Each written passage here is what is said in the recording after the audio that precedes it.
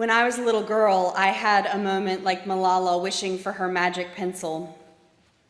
I would always look for the first star in the night sky. And when I found it, I would say the words I had been taught to make a wish. Starlight, star bright, first star I see tonight.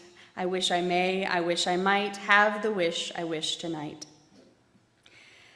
My wish was always the same, every single time. I wished I could fly. I was enamored by Peter Pan and his ability to fly and soar above the world. I would often play in a tree in my backyard, but in my imagination, it was transformed into Captain Hook's pirate ship, and I was helping Peter Pan save Wendy and the Lost Boys from the pirates. As I grew older, my childhood wishes transformed into aspirations and dreams. I wanted to change the world. I thought I would do so. In youthful ambition and arrogance, I thought I would single-handedly be able to effect massive change. As a very devout Christian, I thought the way that I would do so was by helping to save people's souls. I was raised to believe that the message of Jesus was the ultimate truth and the only way to salvation. The Bible was taught to be infallible, without error. And for me to make that work, I had to overlook quite a lot. I had to overlook contradictions and questionable passages. Somehow, I still accepted it, though looking back, it took quite a bent of mental contortion. I pursued my dreams and my hopes to Pfeiffer University, a teeny tiny little school outside of Charlotte, North Carolina, where I studied Christian education and youth ministry. It was here, during my first world religions class, that questions began to seep into my mind. As I learned about the tenets of Islam, Judaism, Buddhism, Zoroastrianism, and other faith traditions, nagging doubts about my faith would not be ignored. As our class discussed the underlying beliefs of these faith traditions, common themes stood out. Love others, help them, work for peace. And learning that in Islam, Jesus was one of their prophets blew my mind.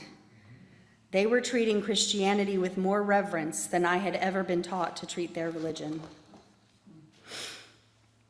As we read in the sacred texts of multiple faiths, I was struck by the beauty of many passages and stories.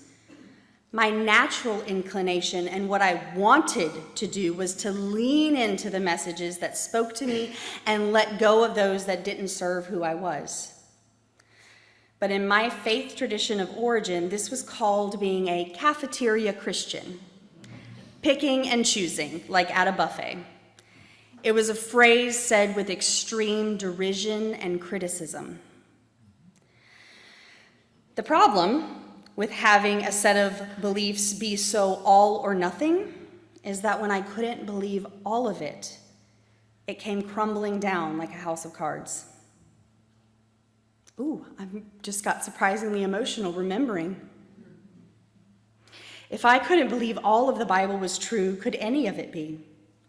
And if only part of it was, what were the implications of that? I felt deeply ashamed of the changes happening inside of me, and it was a struggle figuring out how to move forward. Some of you may be familiar with the idea of religious deconstruction, wherein a person looks deeply at their religion and faith tradition and breaks it down to its core, deconstructing it, and then builds back up a new, authentic set of beliefs. If I were doing this process now, there would be books and videos and podcasts and articles about this process, but at the time, I didn't have a name for what I was going through, much less resources to process and cope. I didn't know anyone going through something like it, or at least anyone willing to tell me they were going through something like it. It broke my heart. Not for the first time, nor for the last time, I went through a major depressive episode. The unraveling of my faith, a core factor. I took a class in seminary on mood disorders, and I had a professor in that class who explained that depression is especially insidious because it distorts time. For me, when I'm in the midst of a depressive episode, I get trapped into believing that I have always felt this way. And what's worse, that I can only ever imagine feeling this way in the future. I feel no hope. To this day, I would argue that hopelessness is the darkest place in which I've ever lived. And that's why the message of hope is what I wanted to speak about today. I think it's one of the more powerful forces I know because it has helped me in my dark nights of my soul. Through the help of friends and family, and eventually the correct dosage of medication, I was able to emerge from that particular depressive episode and better handle those in the future. I have worked to reconstruct my faith. A meaningful quote I found along the way is attributed to the Buddha. It says, "Believe nothing, no matter where you read it or who said it, no matter if I have said it, unless it agrees with your own reason and your own common sense." It was in seminary where I first met Unitarian Universalists. Doing so helped me embrace the idea of being a cafeteria-style person of faith. Finding messages in multiple religious and philosophical traditions that challenge me, make me think, bring me comfort, and give me hope. Seminary gifted me with the introduction to Unitarian Universalism. But it wasn't until joining this faith community that I truly felt at home. I have built relationships with so many of you. Looking at you, Robin.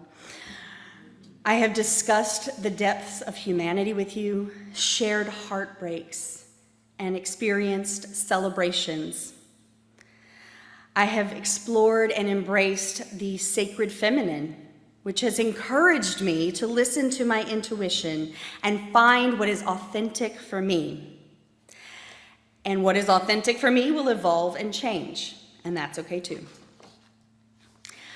I have been to protests with you, worked for justice, sung in the choir, taught religious education, dedicated my daughter here, and been ordained by this congregation. My family feels at home here, and for that, my gratitude knows no bounds. And all of this gives me hope. I'm sure none of y'all could tell, but last week at Reverend Kathy's last service with us, I was a bit of a blubbering mess. Just a bit. Sweet Bev Cochran, before the service, came up to me concerned, put her hand on my arm and said, "We're gonna be okay." And the truth is, I know we are. With message after message from each person who shared last week, it was so evident how Reverend Kathy has inspired us. She is going to be missed tremendously, but she was an empowering leader who helped us foster our congregational gifts. Though I blubbered, I was also immensely comforted remembering that we have an incredible group of people here. I've often joked that the search process for the new minister is akin to online dating. So we made our profile, our congregational record, to describe how amazing and awesome and wonderful we are. Don't you want to come here? The prospective ministers did the same, and the search committee is like our matchmaker. And as far as congregations go, I think we offer a lot. Unitarian Universalism has humbled me in many helpful ways.